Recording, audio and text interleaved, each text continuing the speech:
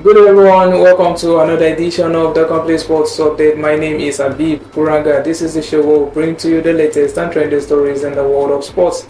On today's episode, I have with me James Agberubi, and together we shall be taking you through the rounds as far as sports and stories in today's episode is concerned. Welcome to the show, James. Thank you very much, Abib. Yes, last week, 2 weeks ago actually, we actually talked about the likely decision of the Confederation of African Football as regards to the botched match of the Libya versus Nigerian match, and the decision has been made, and CAF has already approved that Nigeria should be awarded 3 points as well as 3 goals and a further $50,000 fine against the Libyan side. And now, expectedly, the Libyan FA has already appealed the decision, which is subject to some approval and some other necessary things. So, what do you make of the governing body's decision? Well, it's a welcome development for not only Nigeria but also for African football, because what brought everybody to this junction is because of this thing that has been ongoing for a very long time. This Antics, mostly from North African countries, but I think Libya took it beyond the ordinary. They took it beyond expectation, So I think I knew that you were going to favor the Super Eagles, because the evidence, everything was so crystal clear that the Libyans, like I said, I keep saying it, that it was all well scripted. This is something that they planned, that this is what they are going to do, because they know that it was going to be very difficult for them to play against the Super Eagles and get anything from the game. So that's why they decided to come up with something like this, and the thing is, it now backfired. So I think it's a welcome development for what you call for CAF, that they are able to arrive at this junction, that Super Eagles will get 3 points, 3 goals, and find the Libyan. So at least we send the message. For me, it's a landmark decision. You send a message to the other African countries, especially those who are always involved in trying to play antics against visitors. They want to delay them, do this, do that, and also. So for me, it's a welcome one. And let's see how things go. They say they are going to appeal. I know that nothing is going to come out from it. Yes, indeed, it is a landmark decision by the CAF right there. So, let's talk about, the Libyan FA's decision, or let me just say statement, when they were saying that it was not intentional from their own end to divert the plane and some other reasons as regards to why the Super Eagles were neglected to the abandoned airport and the like. So, do you think it stands? It stands in a reasonable ground, whenever they want to present their own evidence in order to overturn that decision against them. And do you think that Libya can successfully appeal the decision against them? I would be surprised if they win their appeal, because I don't know the evidence they're going to present to whoever they want to take the appeal board. I wonder if it's not going to be the same evidence that they claim they have, that they're still going to present to the appeal board. So like I said, I don't see anything coming out from it. It's still going to be the same thing. Let's just wait and see, because that's why there's always an appeal, at least to give you a fair hearing. So for me, like I said, I don't see them coming out successful with it, because it's so glaring. Everybody saw what happened. They were punished based on CAF rules. That was just whether they had nothing to do with whether they diverted the plane or whatever. That was not even part of it. There were laid down rules. CAF have laid down rules that whenever visitors is coming to your place, there are certain things you are expected to do, which they never did. So that's why they were punished, because it was written boldly in the letter sent to them by the disciplinary board. Everything was stated there. So they flouted all the rules there. That's why they were punished. So I wonder where they are going to get another evidence to present to the appeal board. So let's wait and see what happens. But I'm like I tell you, nothing is going to come out of it. Yes, let's see what is going to happen at the end of the day. If CAF will definitely uphold their decision as regards to punishing the Mediterranean Knights of Libya. So let's talk about Nigerians' campaign in the WAFU-B Under 20 Championship. they actually started slow, losing their first game against Burkina Faso before bouncing back with wins against Ivory Coast as well as Niger Republic, and now they are due to play Ghana in the final of the competition. Automatically, they've qualified for the under-20 Afcon. So, what do you have to say about Aliou Zubair's side so far in this competition?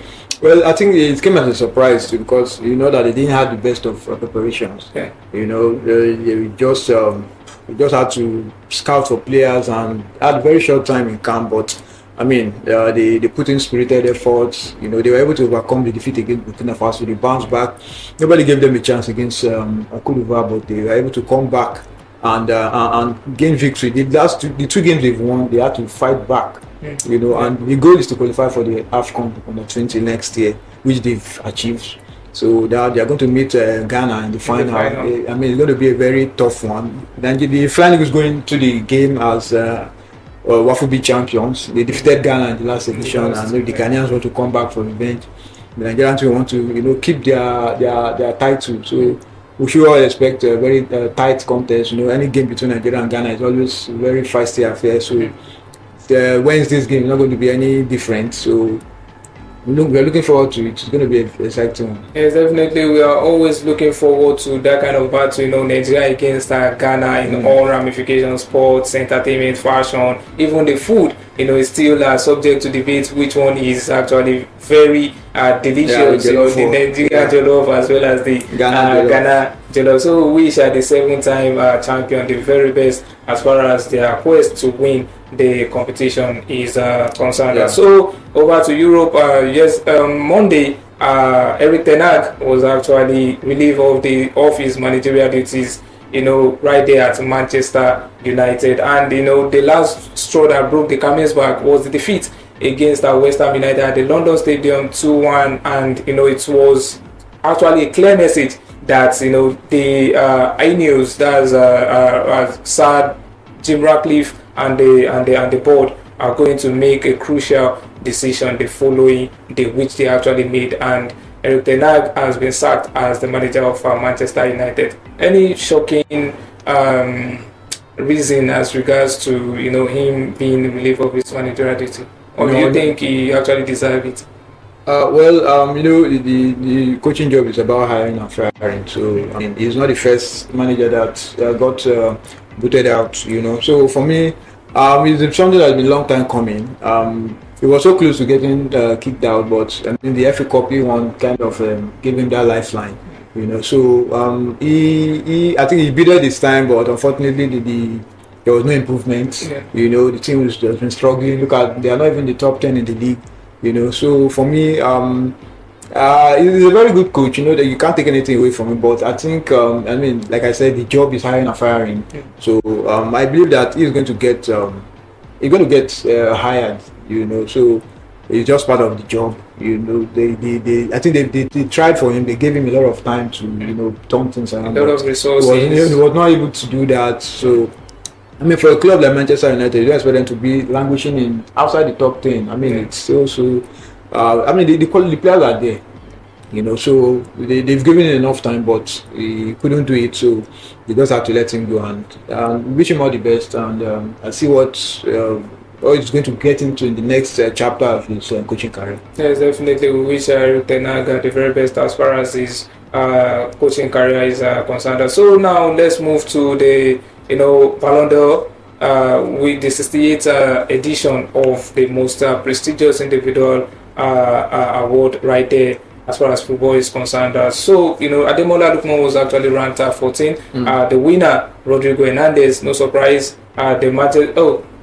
Very much surprised by in the view of so many football fans. They were expecting Real Madrid ace Vinicius Junior to actually nick the golden prize, but eventually it was Manchester City and Spain midfielder Rodri who actually won the award. So what do you have to say as regards to the award, and do you think Ademola Lookman of Atalanta should have ranked higher than 14, considering the fact of what he did in the final of the Europa League? Not so many players have actually scored a hat-trick in the final before, and he did that. So what do you have to say as regards to the award ceremony?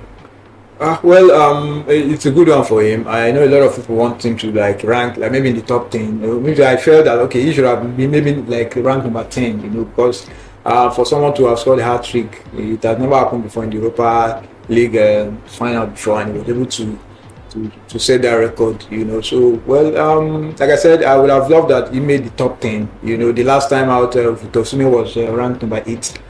So but I think in that he was even the only African that got nominated. I mean that's big feat, and getting to I mean if you check out the number of top players that he was not ranked ahead, so you have to give kudos to him too, that he has done well for himself. We all knew that he was not even going to get even to the top 5, but at least but for me it's not bad. I mean it's a good one. I mean you check out where he's been coming from right from the start of this year. He has been firing a lot of cylinders, been so key for Atalanta, and it's a good one for him. So you can only boost other Nigerian players to even look up to him. I'm talking about the overall winner. For me, I thought Vinicius was going to win it. Everybody thought so, but so just a few hours to the award ceremony, we started hearing report that none of the Madrid delegation went to the award night, and when things like that pop up, that the person that is present there is surely the one that is going to get it. And Rodri, he too had a shout. He had a shout. I mean, you cannot rule him out because if you check, he was very key for Spain. He was very key for Manchester City. Vinicius too was key for Madrid in winning the league and the Champions League. But Rodri too had a shout. I mean, so for me, like I said, it came as a shock. But I mean, you cannot rule out Rodri. As Spain did very well. The first Spanish player to win it since 1960. And the first player from Premier League to win it since 2008. So it's a good one for him. And let's see how things pans out. And congratulations to him. And we don't know whether this is going to dampen the morale of Vinicius, because I mean he was so close to getting it.